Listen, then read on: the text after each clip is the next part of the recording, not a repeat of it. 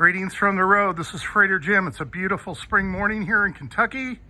You're looking at Paul Shin's 1931 Model A Tudor, a beautiful car, two-tone green. He nicknamed it the General.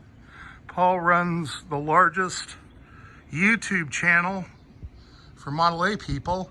He asked me, when I met him, he recommended me to haul this car. He sold it to a guy in Kentucky out of California. He asked me to do a video on how to properly tie down a Model A, and that's what I'm gonna do. These tips work for me. I've transported over 450 Model Ts, over 200 Model As, and I go through a process to try to refine it and get the best possible way to keep a car secured, whether you're going cross country or whether you're going to a car show. So we'll start with what you see here, which is a board. Now in this trailer, they didn't give me a transition flap. So I cut a piece of dimensional lumber and notched it for the hinges, but I put that in front of the tires. And then I use what's called a wood socket, which is meant to be used with side mount E-track, and take a piece of wood to keep loads from shifting inside the trailer. Unfortunately, the way this E-track is welded in, it's recessed. The socket only goes one direction, so it goes to the sidewall, but I use it to keep the board from shifting. Now, this is one way that you can put a wheel chock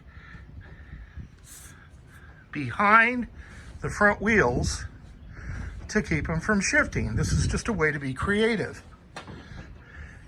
This way the vehicle can't roll back and go into the ramp door, especially in an emergency situation. You'll see that I've cross-tied. That's to keep the vehicle from shifting.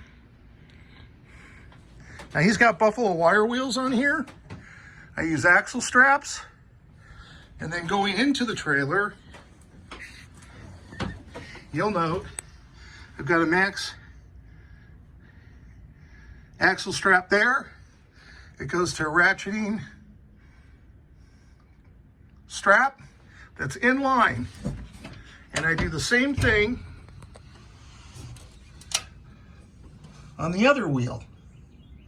And I pull it to the center. By pulling the vehicle to the center, you keep the vehicle from pulling apart.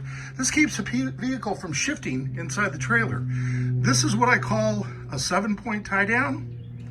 I take the strap to the wheel, take it to the center. You can use a D-ring or E-track.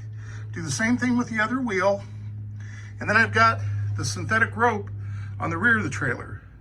This vehicle has remained in place for the trip out from Kentucky to California. Occasionally I'll take and check the straps, take and check the winch line. But the key is to keep the vehicle together, to keep it tied to the center, not to pull it apart. I've experimented with all different kinds of ways, wheel straps, everything. This works best for me. It may not work best for you. I've been on the road providing direct and closed transport since 2006.